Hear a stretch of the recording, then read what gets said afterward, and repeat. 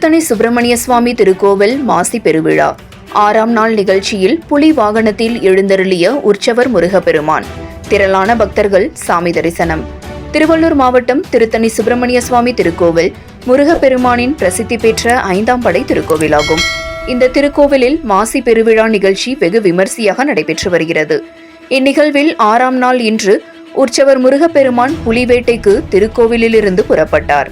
காட்டுப்பகுதியில் புலியை வேட்டையாடி புலியுடன் புலி வாகனத்தில் உற்சவர் முருகப்பெருமான் வள்ளி தெய்வானை தாயாருடன் சிறப்பு புஷ்ப அலங்காரத்தில் எழுந்தருளி திருக்கோவில் மாட வீதி உலா வந்து பக்தர்களுக்கு அருள்பாலித்தார்.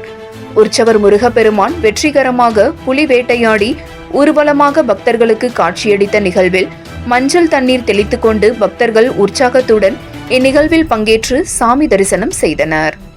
7 Green News செய்திகளுக்காக திருத்தணி செய்தியாளர் மணிகண்டன்.